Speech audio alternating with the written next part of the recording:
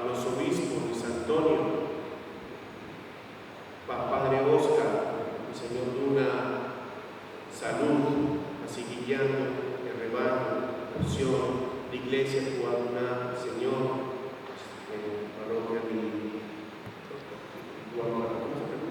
Cuartito. Sí, el Señor Luna, sabiduría, Padre Oscar, fortaleza para seguir, para un año más de vida de su mamá, la Carmen.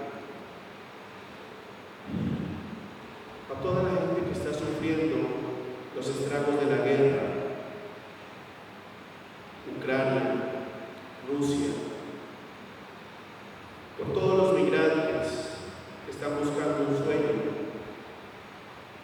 los que están en la frontera con los Estados Unidos, los que vienen de África, los que salen de Haití,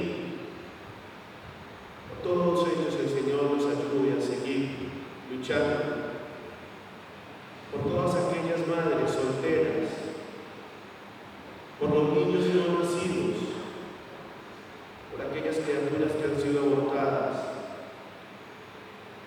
por todos los seres queridos que han partido en este año, amigos.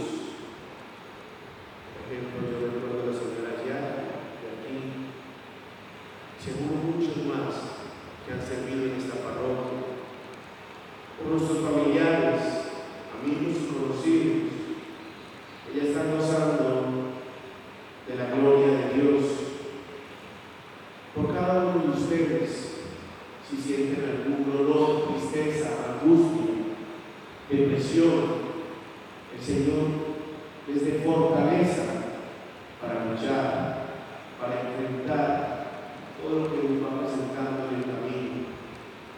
En fin, pidámosle al Señor que este año 2023 nos traiga muchas bendiciones a cada uno de nosotros, y que este año 2022 quede en nuestra memoria, en nuestro recuerdo, como haya pasado, pero ya es pasado, y el pasado ya no nos afecta.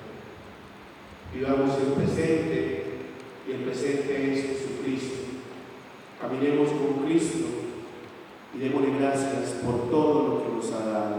Oh Señor, nos alegremos, escúchanos.